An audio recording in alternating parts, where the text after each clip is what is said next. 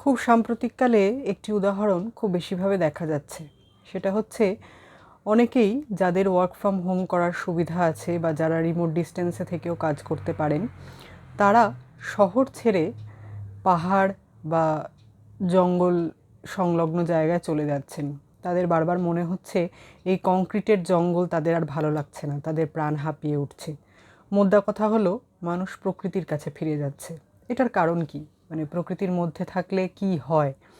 এই বিষয়ে বিস্তারিত আলোচনা পরের পর্বে করব। যে গবেষণায় দেখা গেছে যে জঙ্গলের মধ্যে দিয়ে যদি আপনি হাঁটেন, মানে গাছপালা, বড় বড় গাছপালা আছে এরকম জায়গার মধ্যে দিয়ে যদি আপনি হাঁটেন দীর্ঘকাল, মানে পরপর বেশ কয়েক মাস বা বেশ কিছু দিন, তাহলে শরীরের ইমিউনিটি বাড়ে। গাছ এমন কিছু জিনিস আমাদের দেয়, বায়বীয় জিনিস, যার ফলে ইমিউনিটি বেড়ে যায়। সেই বিষয়ে আলোচনা করব বিস্তারিত। তো এই কেন প্রকৃতির কাছে ফিরে যাওয়া? আজকে শের বলে একটি সংস্থার একটি অনুষ্ঠানে গেছিলাম। অনেকেই শেরের কথা জানেন। জয়দীপ কুণ্ডু শেরের কর্ণধার। তারা সুন্দরবনের ওপর কাজ করেন, বাঘের সংরক্ষণের ওপর কাজ করেন। সেখানে ধৃতিমান মুখার্জি এসেছিলেন। তিনি ওয়াইল্ড লাইফ ফটোগ্রাফার এবং কনজারভেশনিস্ট।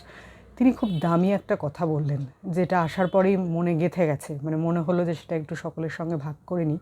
সেটা হচ্ছে, আমরা পৃথিবী থেকে ধ্বংস হয়ে গেলে, মানে মনুষ্য জাতি পৃথিবী থেকে ধ্বংস হয়ে গেলে বন্য প্রাণী বা প্রকৃতির বরং সুবিধাই হবে, তাদের কিন্তু কিচ্ছু যায় আসবে না।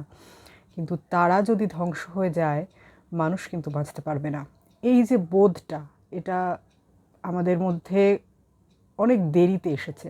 আসেনি একদম বলবো না, কিন্তু অনেক দেরিতে এসেছে। আমরা তার উপর কাজ শুরু করলেও বেশ অনেকটা দেরি হয়ে গেছে। তাও বেটার লেট দ্যান নেভার।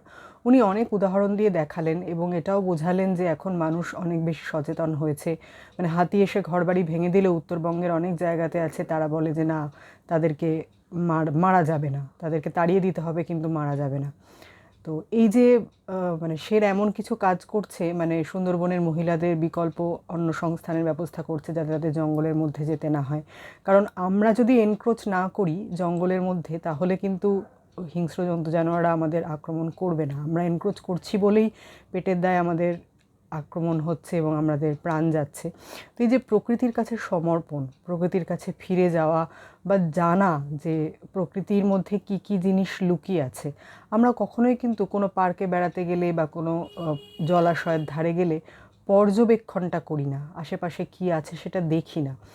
আজকে ধৃতিমানদা সেটাই দেখাচ্ছিলেন যে চোখ থাকলে একটি গুহার মধ্যে, একটি পাথরের তলায়, যেখানে বন্যপ্রাণ বা যেখানে প্রকৃতির মধ্যে প্রাণের সঞ্চার দেখা যায়, সেটাতে কিন্তু মনে একটা অনাবিল আনন্দ দেয়। এই যে বিভিন্ন নেচার ওয়াক হয়, সেখানে আমার মনে আছে ছোটো বাচ্চারা প্রথমবার গিয়ে পোকামাকড় দেখে একদমই খুশি হয় না, কিন্তু পরে যখন তাদের স্কুলের নেচার ক্লাবে কোনো প্রজেক্ট দেয় বা সেখানে তাদের বোঝানো হয়, বিভিন্ন মানুষজন এসে বোঝান যে এগুলোর কতটা গুরুত্ব, তখন তারা আবার উৎসাহ নিয়ে সেটা দেখে। তো আমরা যদি সেই গুরুত্বটা তাদের বোঝাতে পারি এবং এটা বোঝাতে সক্ষম হই যে প্রকৃতির কাছে ফিরে গেলে আমাদেরও আয়ু বাড়বে, পৃথিবীরও আয়ু বাড়বে, তাহলে হয়তো আমাদের বেঁচে থাকাটা অনেক বেশি সুন্দর হয়। তো এই টুকরো টুকরো ঘটনা আজকে এই অনুষ্ঠানটিতে গিয়ে ভীষণ ভালো লাগলো।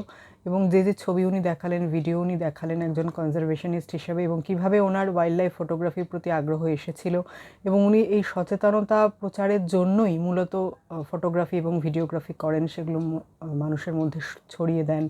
বিভিন্ন জায়গাতে, প্রত্যন্ত জায়গায় গিয়ে উনি প্রকৃতিকে বাঁচানোর আন্দোলন করে যাচ্ছেন। তো প্রকৃতির বিষয়ে আলোচনা আরও করব পরের পর্বে। যেটা বললাম, জঙ্গলের কি কি উপকারিতা সেগুলো অবশ্যই বলবো। মানে বাঘ, সিংহ অধ্যুষিত জঙ্গলের মধ্যে দিয়ে আমাদের যেতে হবে না, যে কোনো একটা গাছপালা সম্পূর্ণ জায়গার মধ্যে দিয়ে, সেটা রবীন্দ্র সরোবরও হতে পারে, সেখান দিয়ে যদি আমরা যাই উইদাউট এনি গেজেটস, তাহলে আমাদের শরীরের ওপর ভালো প্রভাব পড়েই। সেই বিষয়ে পরের পর্বে আসবো। আজকের পর্বে এই পর্যন্তই। আমরা একটুখানি প্রকৃতির মধ্যে প্রাণ খুঁজে নিই, সেখান থেকে আনন্দ নেওয়ার চেষ্টা করি। তাহলে কংক্রিটের যে তাপ, কংক্রিটের যে একটা দম বন্ধ করা গরম, সেটা হয়তো আমাদের স্পর্শ করতে পারবে না। আজকের পর্বে এই পর্যন্তই। পরের পর্বে আবার ফিরে আসবো প্রকৃতিকে নিয়ে। নমস্কার।